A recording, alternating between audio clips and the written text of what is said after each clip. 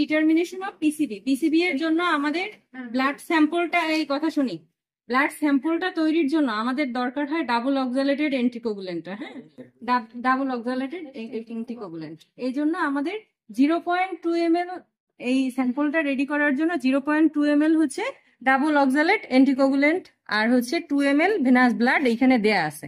হ্যাঁ, এটা হচ্ছে পিসিবির জন্য আমাদের দরকারি। আর আরো ইনস্ট্রুমেন্ট লাগবে হচ্ছে আমাদের, এটা হচ্ছে পাস্টিউর পিপেট। এটা হচ্ছে পাস্টিউর পিপেট।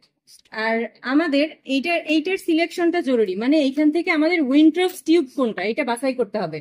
উইন্ট্রপস টিউব আমরা কিভাবে বুঝবো? উইন্ট্রপস টিউবে এই 0 থেকে এই 10 দাগ পর্যন্ত আছে, 0 to 10। আর আমরা ইএসআর করছিলাম কি ওয়েস্টার্ডিন ইএসআর টিউব দিয়ে, আর এটা হচ্ছে উইন্ট্রপস টিউব। হ্যাঁ, উইন্ট্রপস টিউব এই হিমোগ্লোবিন টিউব এগুলো কিন্তু দেখতে প্রায় সেম। হিমোগ্লোবিন টিউব তো আমরা দেখলেই চিনবো, এইখানে মার্কিং করা আছে এসবি। হ্যাঁ, আর এক সাইডে ইয়েলো, এক সাইডে রেড। আর উইন্ট্রপস টিউবটা একেবারে সেম, ব্লু, এই মার্কিং গুলো ব্লু কালার করা, আর হচ্ছে 0 to 10 পর্যন্ত মার্কিং করা। এই প্রত্যেকটা এই যে 0 to 10, এই কথা না বলি, এই 0 to 10, হ্যাঁ, এইটা হচ্ছে প্রত্যেকটাই 10 মিলিমিটার করে আছে। হ্যাঁ, ক্যালকুলেশনটা দেখাবো পরে। আচ্ছা, আমাদের এখানে সর্বপ্রথম দরকার হচ্ছে এই পাস্টিউর পিপেটার মাধ্যমে আমরা ব্লাডটাকে উঠিয়ে এই টিউবের 0 মার্ক করা পর্যন্ত আমরা ব্লাডটা নেব। কোনো বাবল থাকতে পারবে না।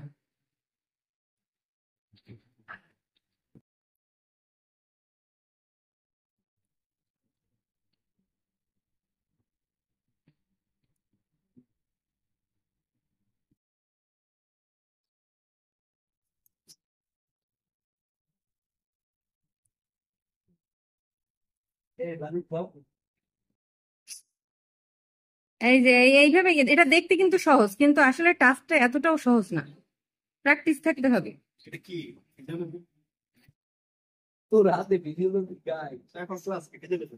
এখন প্র্যাকটিক্যাল ক্লাস, গাইডের ক্লাস না। লাইক ও সাবস্ক্রাইব।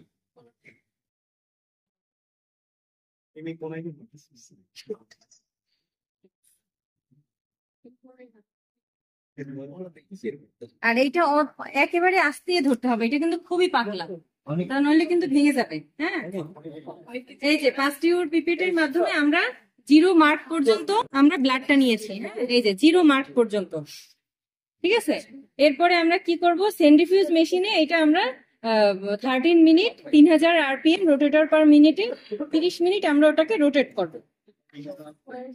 করলাম, এখানে হচ্ছে ব্লাড, আর এটা আমরা নিলাম ডিস্টিলড ওয়াটার 0 মার্কিং পর্যন্ত। এরপরে আমরা এই 3000 এইখানে এই যে 3000 আরপিএম এ আমরা সেট করলাম, এই যে 3000। হ্যাঁ, এরপরে আমরা এটাকে অন করব, এরকম 30 মিনিট থাকবে। এই 30 মিনিট এখানে সেট করলাম, এই যে এখান থেকে এই যে 30 লেখা। হ্যাঁ, 30 মিনিট আমরা সেট করলাম, এটা অটোমেটিক আমাদের বেল দিবে 30 মিনিট পরে। হ্যাঁ, তো কি করবো, 13 মিনিট যখন ওভার হবে, হ্যাঁ, ওইটা ইএসআর এর মতো, এই যে ইএসআর এর মতো এরকম নিচে নামবে, নিচে ব্লাডটা জমা হবে, উপরে প্লাজমাটা জমা হবে। যে পর্যন্ত নিচের ব্লাডটা আসবে সেইটাকে আমরা রিডিং হিসেবে ধরে নেব। আর রিডিং হিসেবে ধরার পরে এই যে এখানে একটা ক্যালকুলেশন আছে আমাদের, পিসিবির ক্যালকুলেশনটা আমরা কিভাবে করব, height of packed red cells. হ্যাঁ, এটা আমাদের মিলিমিটারে আসবে। এই হাইট অফ প্যাকড সেলস বলতে আমরা আমাদের এই টিউবের ওই যে ব্লাডটা যে পর্যন্ত নামবে, এভাবে নামবে সেই দাগ পর্যন্ত, এটা যদি 4-এ নামে, আমরা ধরে নিলাম এটা 4-এ নামছে। হ্যাঁ, এই যে 4-এ নামার পরে আমরা কি করব, এটার রেজাল্ট হিসেবে আমরা 4 ধরবো। আর height of packed RBC and plasma এটা সবসময় আমরা 100 ধরবো, ইন্টু 100। এরপরে আমরা ক্যালকুলেটরে ক্যালকুলেশনটা করব। হ্যাঁ, আর এখানে একটু ভুল দেওয়া আছে, মানে এটা 45 হবে না, এটা হবে 4। হ্যাঁ, এই বইটা একটু ভুল আছে। তো প্রথমে আমরা কি করলাম, পাস্টিউর পিপেট দিয়ে আমরা এই উইন্ট্রপস টিউবের 0 দাগ পর্যন্ত নিলাম। হ্যাঁ, কোনো বাবল থাকতে পারবে না, উইদাউট বাবল। এরপরে আমরা সেন্ট্রিফিউজ মেশিনে 3000 আরপিএম এ 13 মিনিট এটাকে আমরা রোটেট করলাম। করার পরে আমরা রিডিংটা দেখব যে এইটা কোন পর্যন্ত, ঠিক ইএসআর এর মতো, ইএসআর যেভাবে নামবে ওইভাবে একেবারে স্পষ্টভাবে আরবিসিটা নিচে তলানি হিসেবে জমা হবে, আর উপরে প্লাজমাটা জমা হবে। যেখানে আমাদের আরবিসিটা লাস্ট জমা হবে এরকম আসবে, এই যেভাবে আসবে, হ্যাঁ, সেইটা হচ্ছে রিডিং। যদি 4-এ আসে 4, নয়তো 5-এ আসলে 5, সেটা আমরা রিডিং হিসেবে ধরবো। এরপরে আমরা পিসিভি এই পেশেন্টের কত সেটা বের করবো কিভাবে, এই ক্যালকুলেশনটার মাধ্যমে। হ্যাঁ, এখন করো।